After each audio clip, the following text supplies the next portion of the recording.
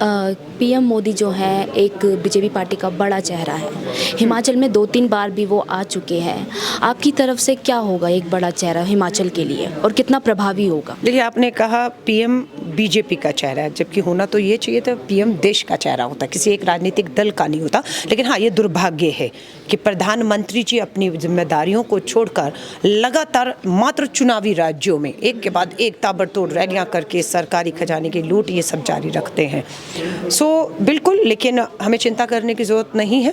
प्रधानमंत्री जी के होते हुए ही हमने राजस्थान, छत्तीसगढ़ जैसे राज्य, मध्य प्रदेश भी जीत चुके थे हम लोग, महाराष्ट्र में सरकार बना चुके, झारखंड में बना चुके, तमिलनाडु, केरला हमने बनाई, हमने कर्नाटका में भी बनाई। लेकिन किस तरीके से चोर दरवाजे से लोकतंत्र की हत्या करते हुए उन्होंने एक अपहरण, मैं कहती हूँ, किया है लोकतंत्र का। लेकिन लोग मुद्दों पर है और मुद्दों में भाजपा डबल इंजन की सरकार खासतौर से हिमाचल में औंधे मुँह आकर गिर रही है, क्योंकि यहाँ पर जो मुद्दे हैं, पुरानी पेंशन योजना बहाली, सरकारी कर्मचारी सड़कों पर है, अधिकार नहीं मिला, महिलाएं महंगाई से त्रस्त हैं, उज्ज्वला के सिलेंडर ठंडे, सब्सिडी बंद हो चुकी है, 10 लाख युवा बेरोजगार है यहाँ पर हिमाचल में, नशे के शिकंजे में है, सेब बागवान किसान त्रस्त है उचित दाम ना मिलने से। तो इन मुद्दों पर यहाँ पर जनता मन बना चुकी है कि डबल इंजन होने के बावजूद आप ट्रबल इंजन बन गए हिमाचल के लोगों के लिए।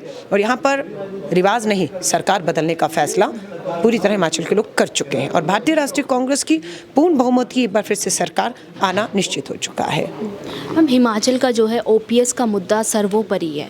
आपकी सरकार आती है तो इस पर कितना काम करेगी, क्या आपकी रणनीतियाँ होंगी इस पर? देखिए, आप अगर हमारी 10 गारंटी में देखेंगे तो सबसे पहली गारंटी ही ये है कि हिमाचल में कांग्रेस सरकार बनाने के 10 दिन के भीतर पुरानी पेंशन योजना के ऊपर कैबिनेट में फैसला लेकर इसे लागू करेगी 10 दिन के अंदर मात्र। तो ये हमारी नीयत है। वहीं पर भाजपा की अगर आप देखेंगे नीयत, डबल इंजन की सरकार 5 साल पूरे हो गए और उन्हें सरकारी कर्मचारियों को हक देने के बजाय जयराम ठाकुर जी सरकारी कर्मचारियों का अपमान करते हैं, सदन में खड़े होकर कहते हैं, चुनौती देते हैं कि अगर आपको पेंशन चाहिए तो आप चुनाव लड़िए, विधायक बनिए, पेंशन मिल जाएगी। वहीं श्रीमती प्रियंका गांधी वाड्रा जी जब सोलन के ठोडो ग्राउंड पहुंचती है, उससे पहले वो वहां जाती हैं जहां धरने पर हमारे हिमाचल के सरकारी कर्मचारी लंबे समय से अनशन पे बैठा हुआ है। करवा चौथ था, महिलाओं ने अपने हाथ पर ओपीएस की मेहंदी लगवाई, दिवाली आ रही है, हमारा कर्मचारी सड़कों पर आंदोलित है, अनशन पे है और संवेदनशीलता नहीं दिखी। लेकिन प्रियंका गांधी जी उनसे मिलती हैं, विश्वास दिलाती है, मात्र 10 दिन में सरकार बनने के पुरानी पेंशन योजना राजस्थान और छत्तीसगढ़ कांग्रेस सरकार की तरफ पर लागू होगी। यहाँ पर मैम यूपी में जो है आपकी पार्टी ने नारा दिया लड़ सकती हूँ, वहीं 2014 में बीजेपी ने नारा दिया बेटी बचाओ बेटी पढ़ाओ। अभी तक वो नारा पूरे देश में गूंज रहा है, आपका नारा कहीं ना कहीं छुप गया है। तो इस तरीके से अगर हिमाचल में सरकार आती है तो आपका क्या नारा होगा? देखिए, प्रियंका गांधी जी ने नारा दिया लड़की हूँ लड़ सकती हूँ, भाजपा ने नारा दिया बेटी बचाओ, उत्तराखंड की अंकिता, उन्नाव की बेटी जिसका बलात्कार किसने किया? भाजपा के विधायक ने किया, सलाखों के पीछे है। अंकिता उत्तराखंड की बेटी को भाजपा के नेता ने किस तरह से मौत के घाट उतारा, किस तरह से गलत काम। तो इनका बेटी बचाओ का नारा तो बिल्कुल खोखला साबित हो रहा है। एक के बाद हाथरस, उन्नाव और पूरे उत्तराखंड की बात करें, हिमाचल में मामले बलात्कार के बड़े हैं। बाकी जो प्रियंका जी का नारा है लड़की हूँ लड़ सकती हूँ, ये तो हर लड़की को निरंतर ताकत देने वाला है। आपने तो बेटियां बचाने की बात की थी और आप बेटियों को बचाने में, सुरक्षा देने में पूरी तरह भाजपा की सरकार जो है नाकाम हुई है, नारे खोखले साबित हुए हैं। मैम अभी जो है राहुल गांधी जी निकले हुए हैं भारत जोड़ो यात्रा में, पूरे भारत को जोड़ने का प्रयास कर रहे हैं। हिमाचल पर वो भारत जोड़ो का कितना प्रभाव पड़ रहा है? देखिए, हिमाचल की ही मैं बात नहीं करूँगी, पूरे देश में खासतौर से शुरुआत तमिलनाडु से हुई, फिर केरला होते हुए कर्नाटका में इस समय है और अगले राज्यों की तरफ 12 राज्यों में जाएगी, 3572 किलोमीटर जाएगी और निरंतर चल रहे हैं श्री राहुल गांधी जी।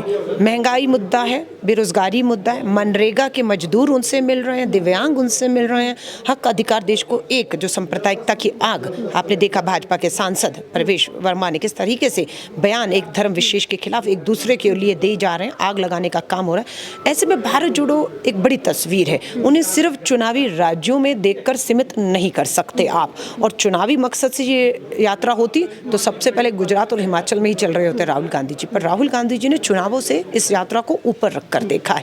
अपील का असर बिल्कुल, इसमें कोई दो राय नहीं, हिमाचल और गुजरात में भी लोगों को एकजुट करने में रहेगा। इसका। हिमाचल में जो है युवाओं का बेरोजगारी मुद्दा है, मूलभूत मुद्दा है। इसके लिए आपकी जो कांग्रेस पार्टी है, युवाओं के लिए क्या आपकी रणनीतियाँ होंगी? क्या आप उनको रोजगार कितना मतलब कि देंगे? देखिए, बेरोजगारी पूरे देश और हिमाचल के लिए बहुत बड़ा मुद्दा है। आज खुद भाजपा की सरकार मान रही है कि 10 लाख युवा बेरोजगार आपका हिमाचल में है। हमने ये वायदा किया है सरकार में आने के बाद, पहले साल में 1 लाख और 5 साल में 5 लाख युवाओं को हम लोग रोजगार और सरकारी पद जो खाली पड़े हुए हैं उनको तुरंत भरने का काम करेंगे। 5 लाख लोगों को रोजगार और नौकरियां मिलेंगी। उसके अलावा हम लोगों ने 680 करोड़ के करीब जो है वो हमने फंड रखा है, स्टार्टअप फंड। हर विधानसभा में हर विधायक के यहाँ 10 करोड़ का फंड रहेगा कि जो युवा अपना कुछ काम शुरू करना चाहता है तो उसे हम लोग बिना ब्याज पर वो पैसा मदद के तौर पर दे सके। सो ये हमारी कोशिश बेरोजगारी को खत्म करने की है। तो हम लोग ये युवाओं के लिए करने का बात हमारी। थैंक यू, धन्यवाद।